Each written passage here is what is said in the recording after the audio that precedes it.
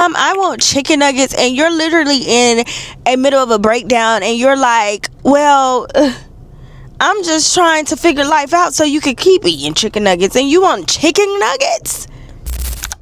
I know that it's hard to figure out who you are, who you're becoming, heal, and be a mom.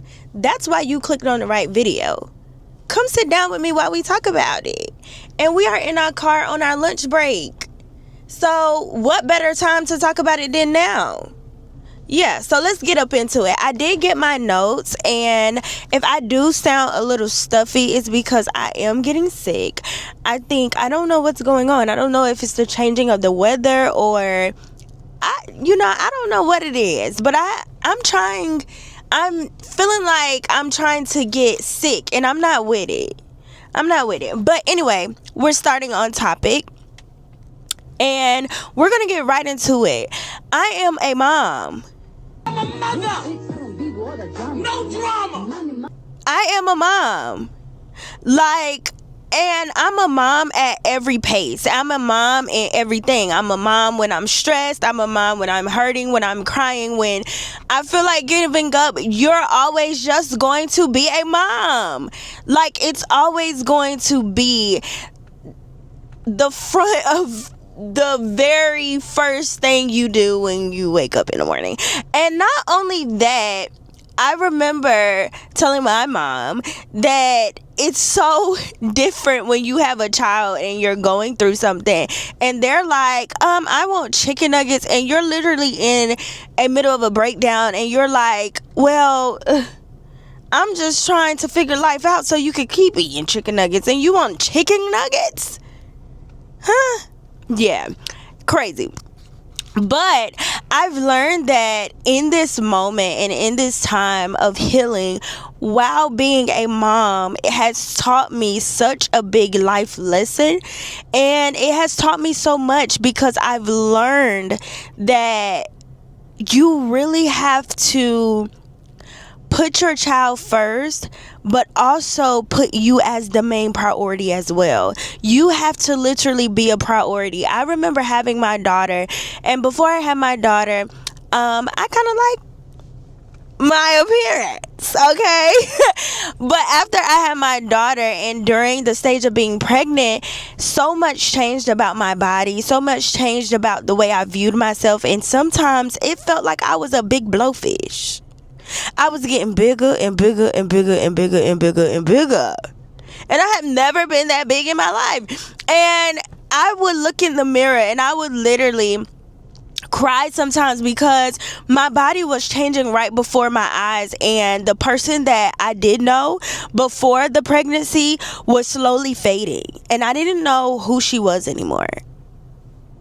Ouch. Okay, I didn't know who she was, and I didn't know how to find her again. So after the baby, I had postpartum really bad. I had postpartum so bad that I literally would be some days struggling, but I was still operating as a mom. Nothing was going to not make me be a mom. I didn't care how many times I had to cry. I don't care how late I stayed up. I didn't care what the support system looked like. I didn't care what I was going through or anything. All I know is God blessed me with this child, and I'm going to do this. I'm going to find a way to do this. I'm going to do it depressed. I'm going to do it with anxiety. I'm going to do it mad. I'm going to do it sad. I'm going to do it hurt. I'm going to be a mom. Okay? Because I birthed that. That's mine.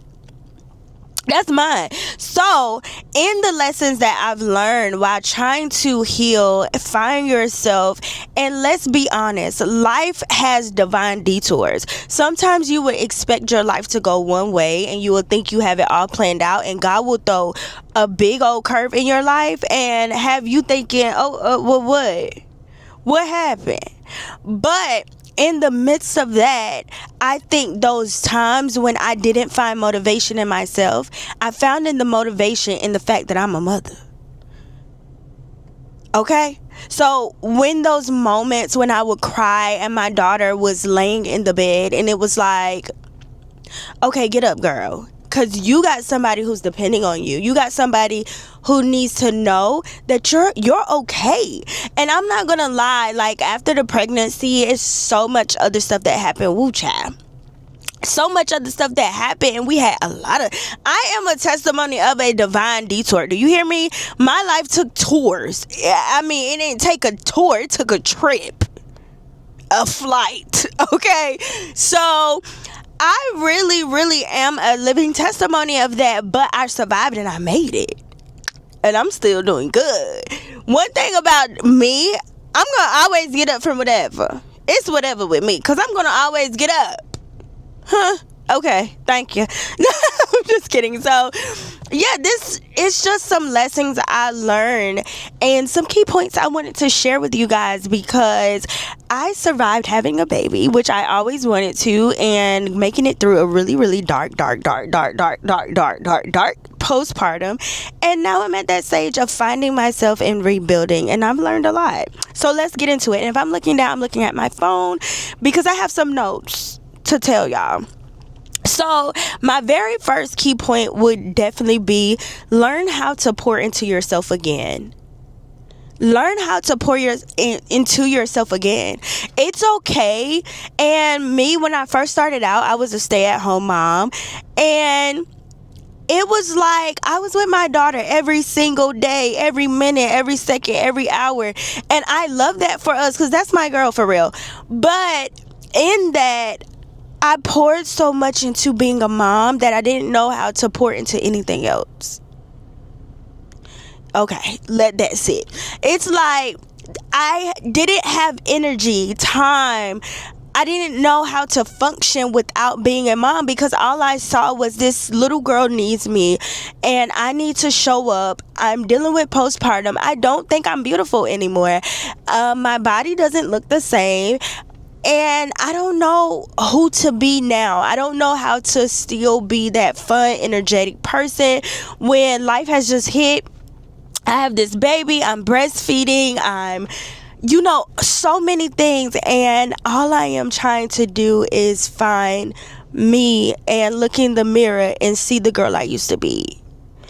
And I couldn't find her. She was gone. And it was like, every bit of me craved her. It was like, I need you. I need that fun girl. I need that girl that laughs. I need that girl that had the energy to get up every day and dress and put on a heel.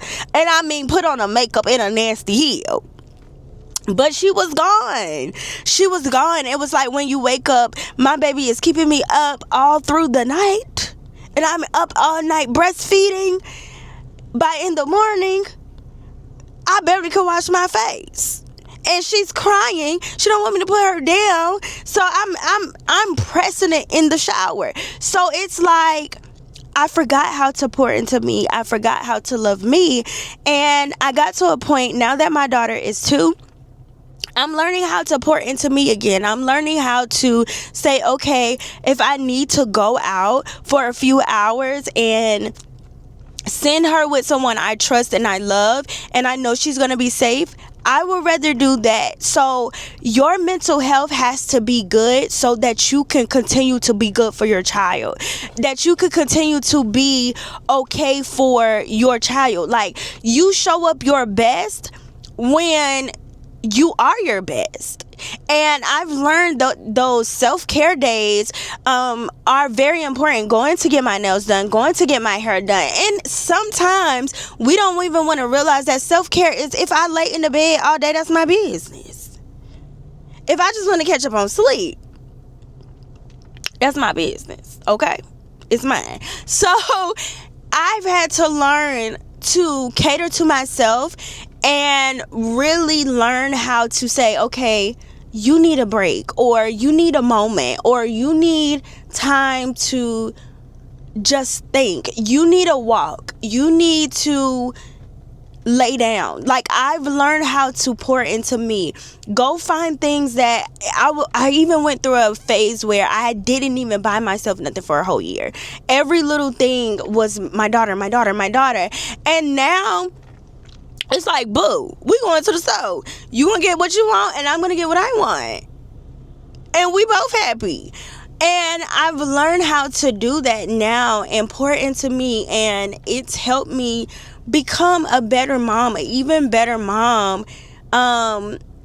Because for me, it's a badge of honor to be a mom. I love that. I love God trusted me with such a precious gift, because there's so many women that want to have children, or they're trying and they don't get to. And I feel like sometimes the ones that do get to hold that child, we take it lightly how blessed we are to even be able to conceive. Like, that is a blessing. So I would definitely say my key point for the first one is learning how to pour into yourself again. And my second key point, I'm telling you, we getting right straight up into the point, is breaking cycles while raising your child.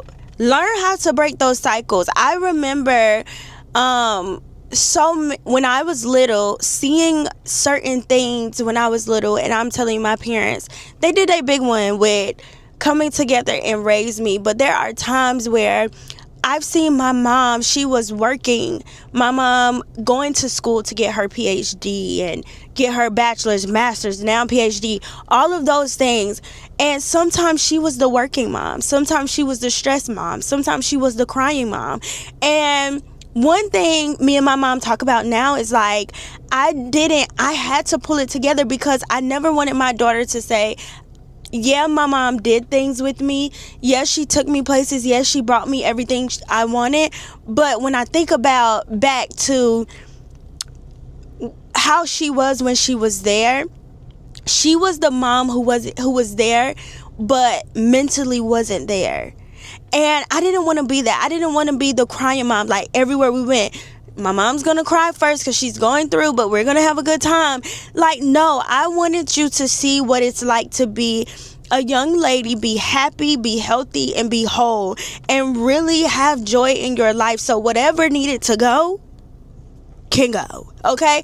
For my daughter to be able to see her mom operating in the full capacity, and now I feel like she sees, now that she's 2 and she's more active, the most she sees me cry is in prayer. Clock it. The most she see me cry is in prayer. And I love that for us.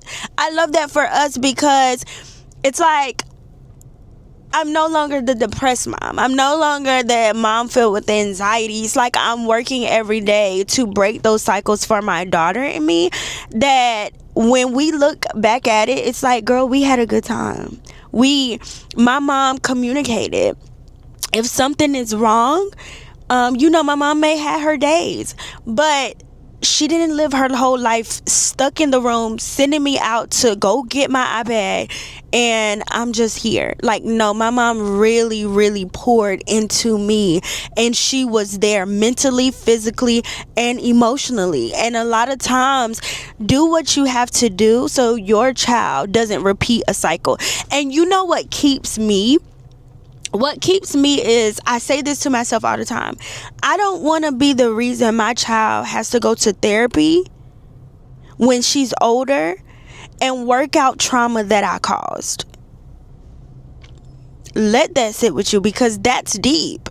Like, I remember growing up, and there's some things that happened between me and my father, and I had to sit there and explain and express how I felt. And it came to a point where it was like, I don't want that for my child. Like, I don't want to be, if you go to therapy, girl, that's you, okay? Whatever situation, okay? Yeah.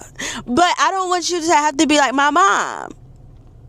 I don't know. Is that making sense? Like, I want you to be able to go and whatever is on your mind, but I striving to really give my daughter a good childhood is like, it pushes me every day to become a better woman and become a better mom. And I love that for us. Like, I just keep saying that because I love that for y'all, us. Like, you don't know peace until you really get it. Yeah. So my third key point is choosing healing even on hard days. And that's just pretty simple. Even when it's hard, even when you don't feel like showing up, even when you don't feel like you have it all figured out. It's okay. It is okay. Take that time to really learn you. And not only that, prayer. Like, I take my child to prayer with me. I will literally, she knows when I pull out my bottle of healing oil, she already know. Come on, mom, anoint me. And she'll tell me now, like, mommy, I want to pray with you. And I take her to prayer with me, because it's Sarah Jakes preached a message, if I can find it, about taking your child to prayer with you. It's like being a mom and it's just me and my girl. It's like those moments are vital. It's like, God, every time I go to prayer, it's like, God, this little girl is dependent on me. God, this little girl needs me. God, I got to show up for this baby. You got to make a way. You promised that you were going to make a way for me. For me, it's like every time I take this little girl to prayer, it's like, God, never have I seen the righteous forsaken or his seed begging for bread. You said you would never leave nor forsake me. Like, you got me, and you're telling me, like, make my request known to you. So I'm bringing us to prayer. I'm bringing us to you and saying, God, lead and guide us. Be our leader. Be our director. Clear our path. Show me where to go. Show me what decisions to make. And when my daughter is in prayer, sometimes she falls asleep or sometimes she lays on me, and I just say, God, these are the moments that nobody see. When it is hard, when it is trying, when I don't know what to do, when I feel like giving up, I bring it to you. And I used to be like, God, I know you don't want me praying over the same thing over and over, but no, I take it to God so much. Like, God, yeah, it's me. Hello. It's me again today. Can you hear? I know I just called you yesterday, but I'm calling you again because I really need your help. And when we start realizing that we're in this world, but not of this world, and we have God on our side, and God will literally fight for us, you will know. I tell people I don't parent alone. I don't do it by myself. I parent with God as my forefront for me. It's like, no, I parent with God. And I just feel like if we all had that mentality that God got you, then you won't be worried about what comes your way and what you're struggling with, because God got me. And have that confidence in God. So for my last key point, I'm telling you, I'm giving y'all these, I'm knocking them down, okay? The last one is give your child the version of you that you never had. So whatever that looks like for you, give your child what you didn't have. You know how it felt to not have that. Whether it was love, whether it was attention, whether it was whatever it may have been. You know what it felt like. You know what you had to cry through. You knew what you had to go through. And you knew, like, the trauma that it brought you.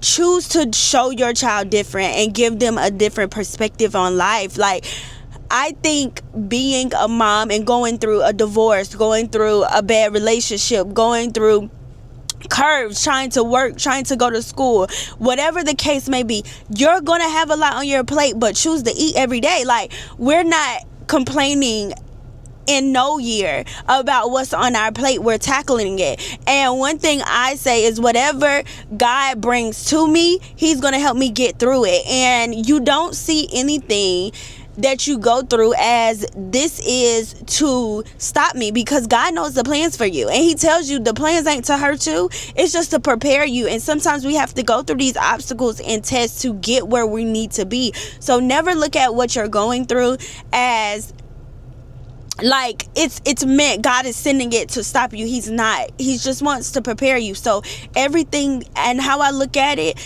instead of being depressed about things, I accept it. I accept that happened. I'm cool with it, and God, I ain't mad at you. If anything, you making that decision was probably best for me, and I'm cool with it. Now teach me how to go from here. And that's how I look at every obstacle that I face. And yeah, I just wanted to encourage moms that you are seen, you are loved, you are beautiful.